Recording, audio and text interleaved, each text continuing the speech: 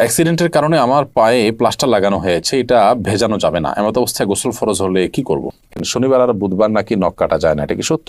ঘুমানোর জায়গায় নামাজ পড়লে নামাজ হবে কিনা? তেলাওয়াতের সেজদার বিধান কি? কোনো মহিলা অন্তঃসত্ত্বা থাকা অবস্থায় তার কোনো আত্মীয় মারা গেলে তাকে দেখতে দেওয়া হয় না, এতে নাকি মৃত ব্যক্তির কষ্ট হয়। আসলে কি অন্তঃসত্ত্বা অবস্থায় মৃত ব্যক্তিকে দেখার পরে নিষেধাজ্ঞা আছে? আমি গরু পালন করি, অনেক সময় গরুর প্রস্রাবের ছিটা কাপড়ে লাগে, এই কাপড় পরে নামাজ পড়া যাবে কি না? আমাদের এলাকায় কিছু মানুষ বলে কবরে মাটি দিলে তিনি 3 মুষ্টি দিতে হবে, এর কম দেওয়া যাবে না, এটা কি ঠিক? 4 রাকাত নামাজ ভুলে 3 রাকাত পড়ে সালাম ফিরিয়ে ফেললে করণীয় কি? ভাদ্র মাসে মেয়ে বিয়ে দিলে অমঙ্গল হয় বলে গ্রামাঞ্চলে শোনা যায়, এটা কি সঠিক? আমার বাসায় প্রচুর পিঁপড়া, বিশেষ করে রান্নাঘরে কাজের সময় পিঁপড়া কামড়ায় বলে অনেক পিঁপড়া মেরে ফেলি, এতে কোনো গুনাহ হবে কিনা? জোহরের সুন্নতের 3য় রাকাতে থাকা অবস্থায় জামাত শুরু হয়ে গেলে করণীয় কি? শুনেছি কেউ নেশাগ্রস্ত হলে 40 দিন ইবাদত কবুল হয় না। এখন প্রশ্ন হলো, কেউ নেশা করার পর 40 দিন না হওয়ার আগেই যদি তার ভুল বুঝতে পারে এবং তওবা করে ফিরে আসতে চায়, তবে কি সে ইবাদত করতে পারবে? আমরা তো জানি জন্মদিন উদযাপন করা জায়েজ নেই, কিন্তু আমরা দেখলাম বন্যা দুর্গত ক্যাম্পে শিশুর জন্ম উপলক্ষে আসন্না ফাউন্ডেশন ভালো খাবারের আয়োজন করেছে, এটা কিভাবে জায়েজ হতে পারে? চলুন তাহলে আর বিলম্ব না করে আমরা প্রশ্নোত্তর আলোকিত ভবনে প্রবেশ করি। আমাতুল্লাহ আফরোজ আপনি লিখেছেন, শনিবার আর বুধবার নাকি নখ কাটা যায় না, এটা কি সত্য? নখ কাটার নির্দিষ্ট কোনো দিনক্ষণ নাই যে এই সময় নখ কাটতে হবে বা এই সময় নখ কাটা যাবে না। সারা সপ্তাহের যে কোনো সময়, যে কোনো দিন, রাতে দিনে আপনি নখ কাটতে পারবেন। শুক্রবার নখ কাটাকে কেউ কেউ মুস্তাহাব বলেছেন, কোন সালাফের আমল রয়েছে, এর বাইরে আসলে এটাকে সুন্নাহ বা ওই দিনই কাটতে হবে এমন কোনো বাধ্যবাধকতা নেই, আর নিষেধাজ্ঞা তো কোনো দিনের জন্যই নাই। বিদায় শনিবার বুধবারে নখ কাটা যাবে না মর্মে কথা যদি কেউ বলে থাকেন, সেটি নিছকই কুসংস্কার এবং দলিলবিহীন একটি কথা। এমনি আমজাদ হোসেন আপনি লিখেছেন, ঘুমানোর জায়গায় নামাজ পড়লে নামাজ হবে কিনা? যে জায়গাটা আপনি ঘুমিয়ে থাকেন বা শুয়ে থাকেন বা যেটা আপনার শোবার ঘর, শোয়ার জায়গা, সেখানে নামাজ পড়েছেন, যদি পবিত্র হয়, পাক হয়, নামাজ হয়ে যাবে, কোনো অসুবিধা নেই। তবে নামাজের যাতে মনোযোগ থাকে সেরকম জায়গা থাকা উচিত। ধরুন সেখানে ঘুমানোর জায়গা, সেখানে হয়তো কালারফুল নানা বিছানা টিছানা আছে, সেটা আপনার মনোযোগ নষ্ট হতে পারে, এরকম হলে সেখানে বিছানা বিছিয়ে নেবেন, জানামাজ বিছিয়ে নেবেন বা এমন কিছু বিছিয়ে নেবেন যে আপনার মনোযোগকে নষ্ট না করে। জান্নাতুল ফেরদাউস লিখেছেন, কোনো মহিলা অন্তঃসত্ত্বা থাকা অবস্থায় তার কোনো আত্মীয় মারা গেলে তাকে দেখতে দেওয়া হয় না, এতে নাকি মৃত ব্যক্তির কষ্ট হয়। আসলে কি অন্তঃসত্ত্বা অবস্থায় মৃত ব্যক্তিকে দেখার পরে নিষেধাজ্ঞা আছে?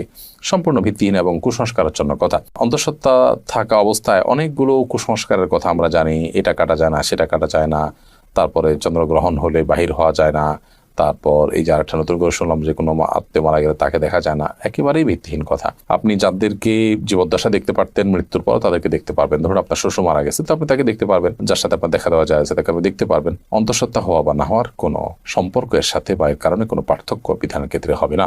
এমডি মুস্তাফিজুর রহমান লিখেছেন, তেলাওয়াতের সেজদার বিধান কি? যদি সেজদা না করা হয় তাহলে কি গুনাহ হবে? ভাই মুস্তাফিজুর রহমান, তেলাওয়াতের সেজদা দেওয়া ওয়াজিব। আপনি কোরআন কারীমের সেজদার যে আয়াতগুলোতে সেজদা বিষয়ক নির্দেশনা রয়েছে এবং তার পাশে সেজদা লেখা আছে, এগুলো তেলাওয়াত করলে আপনাকে সেজদা দিতে হবে।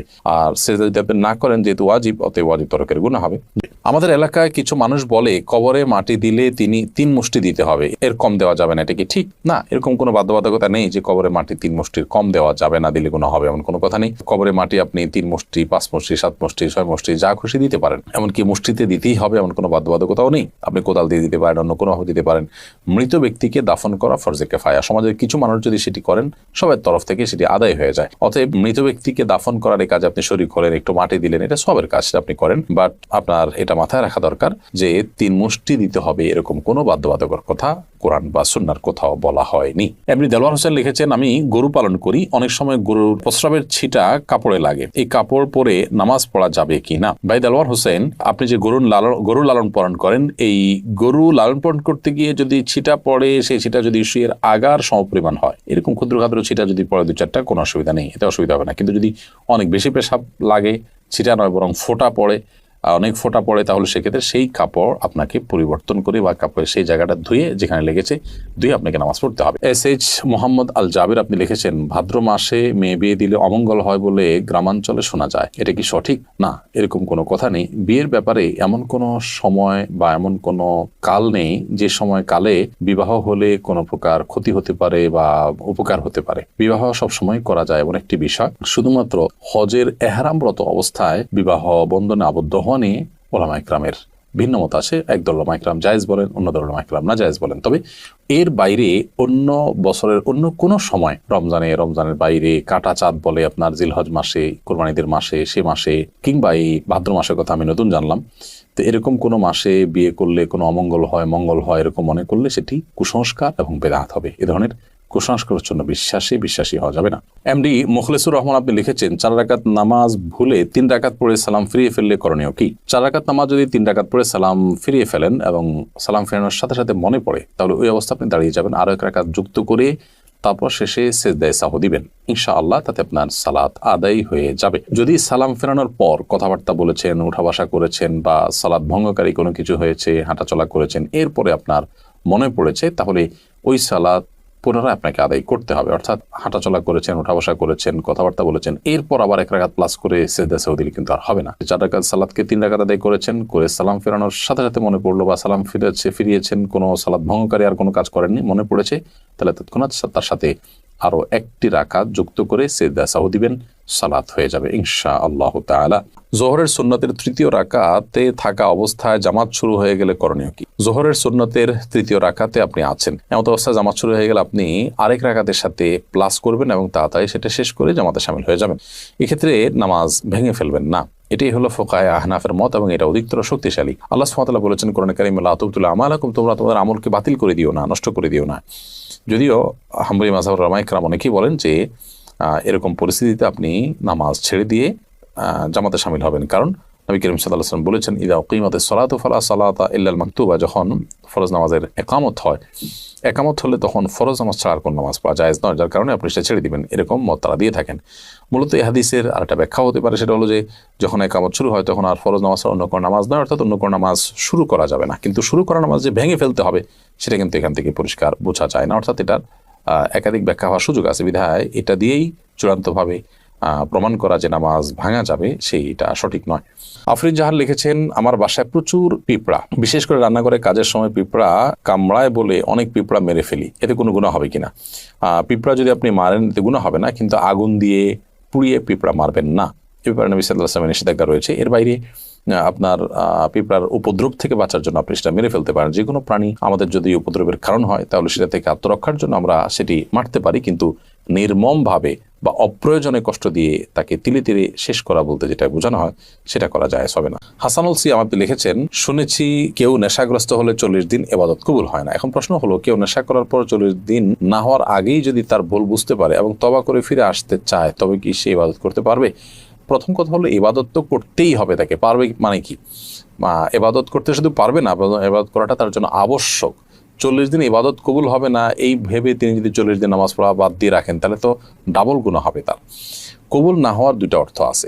একটা অর্থ হলো যে বিশুদ্ধই হবে না, আরেকটা হলো যে ইবাদত করেছেন সেটা কাগজে কলমে বিশুদ্ধ হয়েছে, বাট আল্লাহ তাআলার কাছে সেটা অ্যাকসেপ্টেবল হবে না। তো এখানে নেশাগ্রস্ত হলে 40 দিন ইবাদত কবুল হবে না মানে দ্বিতীয়টা উদ্দেশ্য, অর্থাৎ আপনি সঠিকভাবে যথাযথভাবে করে থাকলে আপনার নামাজ হয়ে গেছে, বাট আল্লাহর কাছে সেটা কাউন্টেবল হবে না, অ্যাকসেপ্টেবল হবে না। এখন প্রশ্ন উঠতে পারে, আল্লাহর কাছে অ্যাকসেপ্টেবল না হলে করে লাভ কি?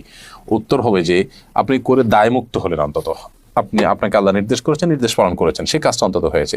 আল্লাহ কবুল কি করলেন না সেটা তো আরেকটা বিষয়। তো এই জন্য এরকম পরিস্থিতিতে নামাজ বা অন্যান্য ইবাদতগুলো আমাদের ঠিক অব্যাহত রাখতে হবে।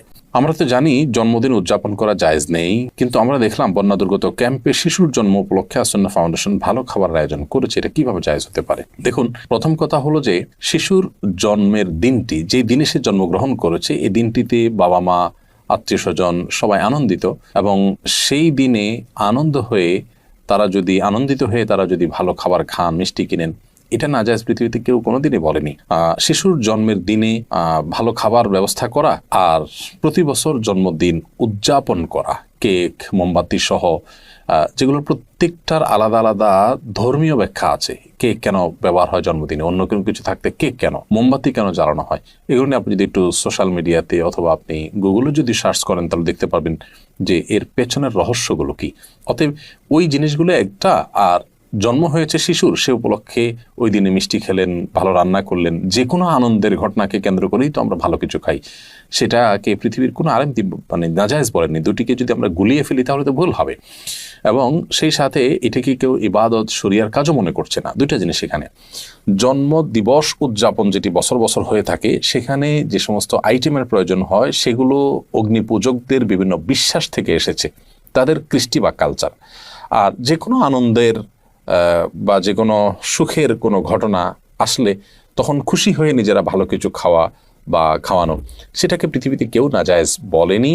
এবং দুটি কখনো এক জিনিস নয়, এই পার্থক্যটা আমাদের করতে হবে। আমরা অনেক সময় এই বিষয়গুলোকে গুলিয়ে ফেলি। অ্যাক্সিডেন্টের কারণে আমার পায়ে প্লাস্টার লাগানো হয়েছে, এটা ভেজানো যাবে না, এমত অবস্থায় গোসল ফরজ হলে কি করব? অ্যাক্সিডেন্টের কারণে আপনার পায়ে যে প্লাস্টার লাগানো হয়েছে পায়ে বা হাতে, সেই প্লাস্টার যদি ভেজানো না যায় পানিতে, তাহলে ওখানে প্লাস্টিক দিয়ে বিভিন্নভাবে পেঁচিয়ে তারপর আপনি গোসল করবেন। আর যদি সেখানে প্লাস্টিক দিয়ে পেঁচিয়ে গোসল করলেও পানি লেগে যাওয়ার আশঙ্কা থাকে, তাহলে কোনোভাবে কোনো কিছুতে রেখে উঁচুতে কোনোটা মোড়াতে বা কিছুতে রেখে এরপর আপনি আলতো করে পানি দিয়ে বাকি শরীর ধুবেন এবং সেই ব্যান্ডেজের জায়গাটা বা প্লাস্টারের জায়গাটা ভিজা হাত দিয়ে উপর দিয়ে আপনি মুছে নেবেন। ব্যাস, তাতে ইনশাআল্লাহ আপনার গোসল হয়ে যাবে। একইভাবে আপনি উযুও করবেন।